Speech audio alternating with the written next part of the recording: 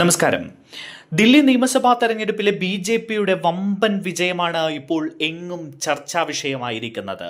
ദില്ലിയിൽ ബി.ജെ.പി ആം ആദ്മി പാർട്ടിയെ തകർത്തെറിഞ്ഞുകൊണ്ട് വെന്നിക്കൊടി പാറിച്ചിരിക്കുകയാണ്. എന്തായാലും ഈ വിജയത്തിൻ്റെ അവകാശി ആരാണ് എന്ന ചോദ്യം ഇപ്പോൾ പലരും ചോദിച്ചു കൊണ്ടേയിരിക്കുന്നു. അതിനൊരേ ഒരു ഉത്തരമാണ് ഉള്ളത്. സാക്ഷാൽ പ്രധാനമന്ത്രി നരേന്ദ്രമോദി തന്നെയാണ് ദില്ലിയിലെ ബി.ജെ.പിയുടെ ഈ വമ്പൻ വിജയത്തിൻ്റെ അവകാശി. പ്രധാനമന്ത്രി നരേന്ദ്രമോദി നേരിട്ട് ദില്ലിയിൽ ഇറങ്ങിയാണ് ഓരോ തെരഞ്ഞെടുപ്പ് പ്രചാരണങ്ങളും വമ്പൻ വിജയമാക്കിയത്. അതിൻ്റെ ഫലമായി ജനങ്ങളെ കയ്യിലെടുക്കാൻ ബി.ജെ.പിക്ക് കഴിഞ്ഞു. തെരഞ്ഞെടുപ്പ് പ്രചാരണ വേളയിൽ ആം ആദ്മി പാർട്ടി പ്രഖ്യാപിച്ച എല്ലാ പ്രഖ്യാപനങ്ങളെയും നിഷ്പ്രഭമാക്കിക്കൊണ്ടാണ് പ്രധാനമന്ത്രി നരേന്ദ്രമോദി ബി.ജെ.പിക്ക് വേണ്ടി പുതിയ പ്രഖ്യാപനങ്ങൾ നടത്തിയത്. പുതിയൊരു ദില്ലിയെയാണ് പ്രധാനമന്ത്രി നരേന്ദ്രമോദി വാഗ്ദാനം ചെയ്തത്. അതുകൊണ്ട് തന്നെ അഴിമതിയിൽ നട്ടം തിരിഞ്ഞ ദില്ലിയിലെ ജനങ്ങൾ ബി.ജെ.പിയുടെ ഒപ്പം നിന്നു. എന്തായാലും ഇപ്പോൾ പരാജയം സമ്മതിച്ചുകൊണ്ട് ആം ആദ്മി പാർട്ടി നേതാവ് അരവിന്ദ് കെജ്രിവാൾ രംഗത്തെത്തി. തെരഞ്ഞെടുപ്പിലെ പരാജയം സമ്മതിക്കുന്നു എന്നാണ് ഏറ്റവും ഒടുവിൽ കെജ്രിവാൾ പറഞ്ഞിരിക്കുന്നത്. ക്രിയാത്മകമായ പ്രതിപക്ഷമായിരിക്കുമെന്നാണ് കെജ്രിവാളിന്റെ പറച്ചിൽ. ബി.ജെ.പി വാഗ്ദാനങ്ങൾ പാലിക്കുമെന്ന് പ്രതീക്ഷിക്കുന്നുവെന്നും കെജ്രിവാൾ പറഞ്ഞു. പാർട്ടിയിലെ മുൻനിര നേതാക്കളായ അരവിന്ദ് കെജ്രിവാളും മനീഷ് സിസോദിയും ഉൾപ്പെടെ പരാജയപ്പെട്ടപ്പോൾ അതിഷി മല്ലേന മാത്രമാണ് ദില്ലിയിൽ ആം ആദ്മി പാർട്ടിയുടെ പ്രധാന നേതാക്കളിൽ ഒരാളായ അതിഷി മാത്രമാണ് വിജയിച്ചത് എന്നതാണ് അവിടെ നിന്നും പുറത്തുവരുന്ന വിവരം.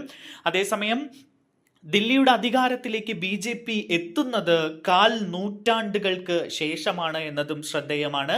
ലോക്സഭാ തെരഞ്ഞെടുപ്പിന് പിന്നാലെ പ്രധാനമന്ത്രിയുടേതടക്കം നേതൃത്വത്തിൽ നടന്ന കൃത്യമായ നീക്കവും മദ്യനയ അഴിമതിയിൽ കെജ്രിവാൾ അടക്കം നേതാക്കളെ കുരുക്കാനായതുമാണ് ആം ആദ്മി പാർട്ടിയുടെ സിംഹാസനം തകർത്ത പ്രധാനപ്പെട്ട ഘടകങ്ങൾ. ആം ആദ്മി പാർട്ടിയെ കടത്തിവെട്ടുന്ന ജനപ്രിയ പദ്ധതികൾ നരേന്ദ്രമോദി നേരിട്ട് ഇടപെട്ടുകൊണ്ട് പ്രഖ്യാപിച്ചു എന്നതും അവിടെ ബി.ജെ.പിക്ക് വലിയ കരുത്തായി മാറി. മധ്യവർഗത്തെ ഉന്നമിട്ട് നടത്തിയ ബജറ്റ് പ്രഖ്യാപനവും ബി.ജെ.പിക്കായി രാജ്യതലസ്ഥാനത്തിന്റെ വാതിലുകൾ തുറന്നിടുന്ന കാഴ്ച നമ്മൾ കണ്ടു. 27 വർഷത്തിനിപ്പുറമാണ് രാജ്യതലസ്ഥാനത്ത് ബി.ജെ.പിയുടെ തേരോട്ടം തുടങ്ങുന്നത്. രാജ്യം ഭരിക്കുന്ന പാർട്ടിക്ക് ദില്ലി ഭരണവും ഇനി കൈപ്പിടിയിലാകുമ്പോൾ ഒരു പുതിയ ദില്ലി, നരേന്ദ്രമോദി പറഞ്ഞതുപോലെ ഒരു പുതിയ ദില്ലി വാഗ്ദാനം ചെയ്തിരിക്കുകയാണ് ബി.ജെ.പി. എന്തായാലും ലോക്സഭാ തെരഞ്ഞെടുപ്പിൽ 7 സീറ്റ് നേടിയത് നിയമസഭാ തെരഞ്ഞെടുപ്പിനുള്ള നല്ല തുടക്കമായി ബി.ജെ.പി കാണുകയായിരുന്നു. അതിനെ തുടർന്ന് പ്രധാനമന്ത്രി നരേന്ദ്രമോദി അടക്കമുള്ള മുതിർന്ന നേതാക്കളുടെ നേതൃത്വത്തിൽ തുടങ്ങിയ അച്ചടക്കമുള്ള തെരഞ്ഞെടുപ്പ് പ്രചാരണമാണ് ദില്ലിയിലെ ഈ വമ്പൻ വിജയത്തിന് ബി.ജെ.പിയെ അർഹമാക്കിയത് എന്നാണ് ഇപ്പോൾ രാഷ്ട്രീയ നിരീക്ഷകർ ചൂണ്ടിക്കാണിക്കുന്നത്. അഴിമതിയുടെ അടയാളമായി കെജ്രിവാൾ കഴിഞ്ഞ ഔദ്യോഗിക വസതിയെ ഉയർത്തിക്കാട്ടി ബി.ജെ.പി വലിയ പ്രചാരണം നടത്തി. അതിനൊരു മറുപടി പറയാൻ പോലും ആം ആദ്മി പാർട്ടിക്ക് കഴിഞ്ഞില്ല എന്നതും ശ്രദ്ധേയമാണ്. ശീഷ് മഹൽ അഥവാ സ്ഫടിക കൊട്ടാരത്തിലെ തമ്പുരാൻ എന്ന ആരോപണം കെജ്രിവാളിനെതിരെ ശക്തമാക്കി ബി.ജെ.പി. ദില്ലി തെരഞ്ഞെടുപ്പിന് തൊട്ടു മുൻപ് പാർലമെന്റിൽ പോലും ശീഷ് മഹൽ ആരോപണം ഉയർത്തി കെജ്രിവാളിനെ വരിഞ്ഞു മുറുക്കുന്ന കാഴ്ച കണ്ടു. ഇവിടെ മറ്റൊരു കാര്യം, കോൺഗ്രസ് ഒറ്റയ്ക്ക് മത്സരിച്ചതും ആം ആദ്മി പാർട്ടിക്ക് വലിയ തിരിച്ചടിയായി. ഇന്ത്യ സഖ്യത്തിന്റെ വിള്ളൽ അല്ലെങ്കിൽ ഇന്ത്യ സഖ്യത്തിലെ അസ്വാരസ്യം വെളിപ്പെടുത്തുന്ന ഒരു ഘടകമായി മാറി.